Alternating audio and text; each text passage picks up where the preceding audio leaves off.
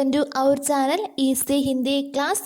ഇന്ന് നമുക്ക് മേരി മമതാമയി മാം എന്ന ഡോക്ടർ APJ അബ്ദുൾ കലാമിൻ്റെ സംസ്മരൺ പഠിക്കാം. സംസ്മരൺ എന്നാൽ ഓർമ്മക്കുറിപ്പ്. മേരി മമതാമയി മാം, എൻ്റെ പ്രിയപ്പെട്ട അമ്മ. നോക്കാം. द्वितीय विश्व युद्ध के दौरान हमारा परिवार कठिनाइयों के बीच से गुजर रहा था. द्वितीय विश्वयुദ്ധ, രണ്ടാമത്തെ വിശ്വയുദ്ധം, ലോകയുദ്ധത്തിൻ്റെ സമയത്ത്, ദൗരാൻ സമയത്ത്, ഹമാര പരിവാർ, ഞങ്ങളുടെ കുടുംബം, കഠിനായോങ്കെ ബീച്ച്, കഷ്ടപ്പാടുകളുടെ ഇടയിലൂടെയായിരുന്നു, ഗുസർ രഹാത്ത, കടന്നു പോയിരുന്നത്. ഞങ്ങളുടെ കുടുംബം കഷ്ടപ്പാടിലൂടെയാണ് കടന്നു പോയിരുന്നത്. ഉസ് സമയ 10 സാൽ കാത്ത, ഞാൻ ആ സമയത്ത് 10 വയസ്സുള്ള ഒരു കുട്ടിയായിരുന്നു. ഔർ യുദ്ധം രാമേശ്വരത്ത് ഹമാരെ ദുർവാസെ, ഞങ്ങളുടെ വാതുക്കൽ വരെ പഹുഞ്ച ചുക്കാത്ത, എത്തിയിരുന്നു. യുദ്ധം ഞങ്ങളുടെ വാതുക്കൽ വരെ എത്തിയിരുന്നു.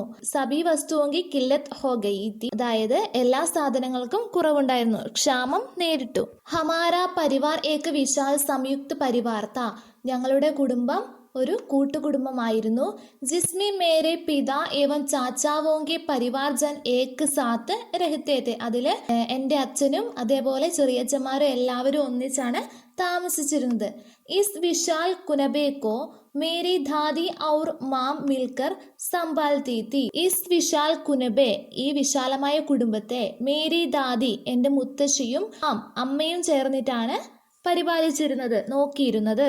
ഗർമയും കബി കബി തീൻ പാലനോമ്പർ വെച്ചേ ചൂൽത്തെ രഹത്തെ ഥേ. ഗർമയും വീട്ടിൽ, കബി കബി ഇടയ്ക്കിടയ്ക്ക് 3 പാലനോം തൊട്ടിലുകളിലാണ് കുട്ടികൾ ആടിയിരുന്നത്. ഖുഷി ഔർ ഗം ഗ ആന ജാന ലഗ രഹാത്ത. ഖുഷി സന്തോഷം, ഗം ദുഃഖം, സന്തോഷവും ദുഃഖവും വന്നു പോയിക്കൊണ്ടേയിരുന്നു. മേം അപ്പനെ ശിക്ഷക് स्त्री स्वामियार के पास गणित पढ़ाने जाने के लिए प्रायः 4 बजे जग जाता था.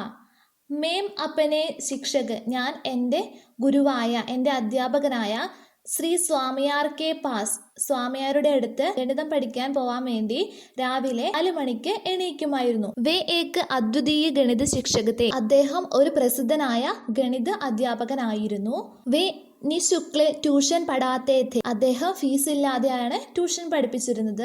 ഔർ ഏക് സാലമേം 5 ഹി ബച്ചോങ്കോ പഠാത്തെ थे, ഒരു വർഷം 5 കുട്ടികളെയാണ് പഠിപ്പിക്കുന്നത്. അപ്പനെ സബി ഛാത്രോം പർ ഉനോനെ ഏക് കഠോർ ഷർത്ത് ലേഖ രഖി തി, അദ്ദേഹത്തിന്റെ കുട്ടികളുടെ മുകളിൽ ഒരു നിബന്ധന വെച്ചിട്ടുണ്ടായിരുന്നു.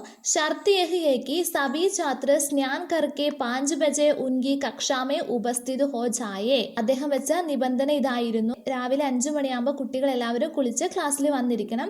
മേരി മാം മുജ്സെ പഹലെ ജഗ് ജാത്തി തി, എൻ്റെ അമ്മ എന്നെ രാവിലെ തന്നെ എണീപ്പിക്കുമായിരുന്നു. വേ മുझे നഹലാത്തി ഔർ ട്യൂഷൻ കെ ലിയെ തയ്യാർ കർത്തി, അമ്മ എന്നെ ആദ്യം കുളിപ്പിക്കുക, അത് കഴിഞ്ഞിട്ട് ട്യൂഷന് വേണ്ടി തയ്യാറാക്കുമായിരുന്നു. മേം 5:30 ബജെ ഗർ വാപ്പസ് ലൗട്ട്ത, ഞാൻ ട്യൂഷൻ കഴിഞ്ഞിട്ട് കൃത്യം 5:30 ആകുമ്പോൾ വീട്ടിലെത്തുമായിരുന്നു. उस समय नमाज अदा करने तथा अरबी स्कूल में कुरान शरीफ सीखने के लिए मुझे ले जाने को पिता मेरी प्रतीक्षा कर रहे होते. ആ സമയത്ത് നമാസ് അദാ കർണ, നിസ്കരിക്കാനും അറബി സ്കൂൾ മീം ഖുറാൻ ഷരീഫ് സീഖ്നെ കെ ലിയെ, അറബി സ്കൂളിൽ പോയിട്ട് ഖുറാൻ പഠിക്കാനും, മുझे ले जाने को, എന്നെ കൊണ്ടുപോകാൻ വേണ്ടി, പിതാ മേരി പ്രതീക്ഷ കർ രഹേ ഹോത്തെ, അച്ഛൻ എന്നെ കാത്തിരിക്കുമായിരുന്നു. നിസ്കരിക്കാനും ഖുറാൻ പഠിക്കാൻ പോകാനും വേണ്ടിയിട്ട് അച്ഛൻ എന്നെ പ്രതീക്ഷിച്ച് കാത്തിരിക്കുമായിരുന്നു. उसके बाद मैं अपने घर से 3 किलोमीटर की दूरी पर स्थित രാമേശ്വരം റോഡ് റെയിൽവേ സ്റ്റേഷൻ പൈദൽ ജാത്ത, അതിനുശേഷം ഞാൻ നിസ്കാരവും ഖുറാൻ പഠിത്തവും എല്ലാം കഴിഞ്ഞിട്ട് അപ്പനെ ഗർസെ 3 കിലോമീറ്റർ കി ദൂരി, തൻ്റെ വീടിനടുത്ത് നിന്ന് 3 കിലോമീറ്റർ ദൂരെ സ്ഥിതി ചെയ്യുന്ന രാമേശ്വരം റോഡ് റെയിൽവേ സ്റ്റേഷനിലേക്ക് നടന്നു പോകുമായിരുന്നു. വഹാം സെ ഹോക്കർ ഗുസർനെ വാലി ധനുഷ്കോടി മെയിൽ സെ സമാചാർ പത്രോं का बंडल लेता और तेजी से शहर लौटता. വഹാസെ ഹോക്കർ ഗുസർനെ വാലി ധനുഷ്കോടി മെയിൽ, അവിടെ നിന്ന് കടന്നു പോകുന്ന ധനുഷ്കോടി മെയിലിൽ നിന്ന് സമാചാർ പത്രോങ്ക ബണ്ടലേത, സമാചാർ പത്ര ന്യൂസ് പേപ്പറിന്റെ കെട്ടെടുത്തിട്ട് തേജീസ് ഷഹർ ലൗടുത്ത, പെട്ടെന്ന് തന്നെ പട്ടണത്തിലേക്ക് തിരിച്ചു പോകുമായിരുന്നു. ഷഹർ മീം സബ്സെ പഹലെ മേം ഹി ലോഗോ തക്ക് സമാചാർ പത്ര പഹൂഞ്ച് താഥ. ഷഹർ മീം, പട്ടണത്തിൽ ആദ്യം ഞാനാണ് ജനങ്ങൾക്കെല്ലാം പത്രം എത്തിച്ചു കൊടുക്കുന്നത്. यह जिम्मेदारी निभाने के बाद में 8 बजे तक घर वापस आ जाता. ഈ ഉത്തരവാദിത്തം ചെയ്തതിനു ശേഷം ഞാൻ 8 മണിയാകുമ്പോൾ വീട്ടിൽ തിരിച്ചെത്തും.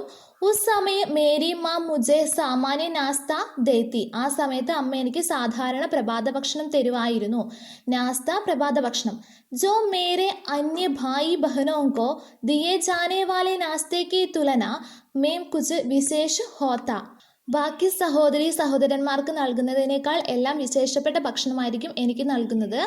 ക്യോങ്കി മേം പഠായി ഔർ കമായി ഏക് സാത്ത് കർത്താ ഹെ. എന്തുകൊണ്ടെന്നാൽ ഞാൻ പഠിക്കുന്നതിനോടൊപ്പം തന്നെ പണവും സമ്പാദിക്കുന്നുണ്ട്. കമായി സമ്പാദിക്കുക.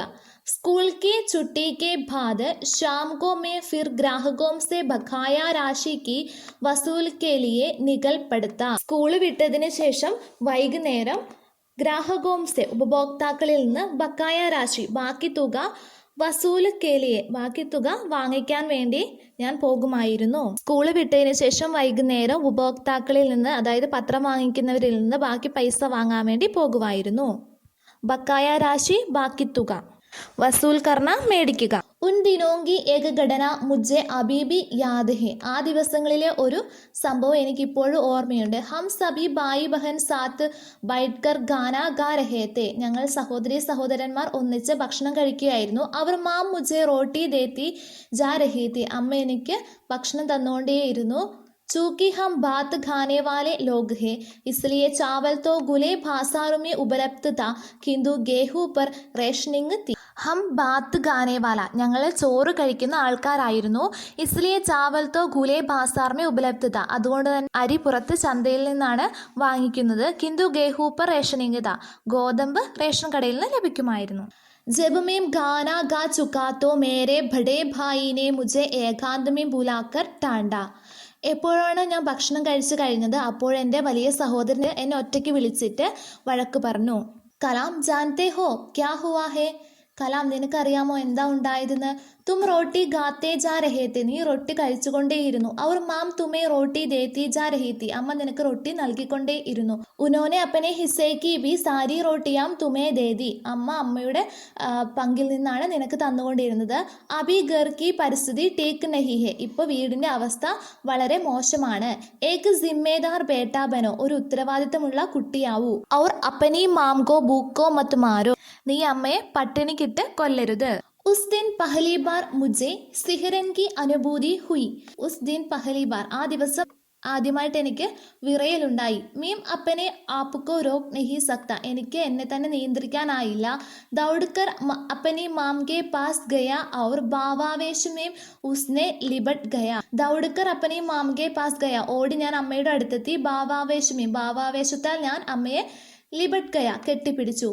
മേം അബ് ബി പൂനം കി രാത്ത് മേം അപ്പനി മാം കോ യാദ് കർത്താ ഹൂം. ഞാൻ ഇപ്പോഴും പൂർണിമ രാത്രികളിൽ അമ്മയെ ഓർക്കാറുണ്ട്. ഉസ് സ്മൃതി കി ചവിയ മേരി പുസ്തക അഗ്നി കി ഉഡാൻ മേം സംഗ്രഹീത മാം കവിതാമേം ഉപരി ഹേ. അമ്മയുടെ ആ ഓർമ്മകൾ എൻ്റെ പുസ്തകമായ അഗ്നിച്ചിറകുകളിൽ എഴുതിയിട്ടുള്ള മാം എന്ന കവിതയിൽ കാണാൻ വേണ്ടി സാധിക്കും. യഹ് മേരി മാം കി കഹാനി ഹെ. ഇത് എൻ്റെ അമ്മയുടെ കഥയാണ്. വേ 93 സാൽ കെ ഉമ്ര തക്ക് ജീവിത് രഹി. അമ്മ 93 വയസ്സുവരെ ജീവിച്ചിരുന്നു.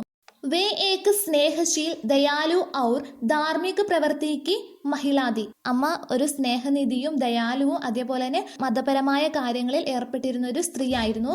Mary ma'am Rose 5 bar namaz ആദാ കർത്തി ഥി. എല്ലാ ദിവസവും എൻ്റെ അമ്മ നിസ്കരിക്കാറുണ്ടായിരുന്നു. मैंने जब भी उन्हें नमाज अदा करते हुए देखा तब मैं प्रेरित हुआ और मैं अपने अंदर परिवर्तन महसूस किया. മേം ജബ് ബി ഉനെ നമാസ് അദാ കർത്തേ ഹുയേ ദേക്ക. ഞാൻ എപ്പോഴാണ് അമ്മ നിസ്കരിക്കുന്നത് കണ്ടത്. തബ് മേം പ്രേരിതുഹ. അപ്പോൾ ഞാൻ പ്രേരിതനായി. അവർ മേനെ അപ്പനെ അന്തർ പരിവർത്തൻ മഹസൂസ് കിയ. ഞാൻ എൻ്റെ ഉള്ളിൽ ഒരു പരിവർത്തനം അനുഭവിച്ചു. നാരി ഈശ്വർ കി സുന്ദർ രചനാഹെ. സ്ത്രീ ഈശ്വരൻ്റെ സുന്ദരമായ ഒരു സൃഷ്ടിയാണ്. മേം ദോ മഹാൻ മഹിളാവോं की स्मृति से सदैव प्रेरित एवं उत्साहित होता रहा हूँ.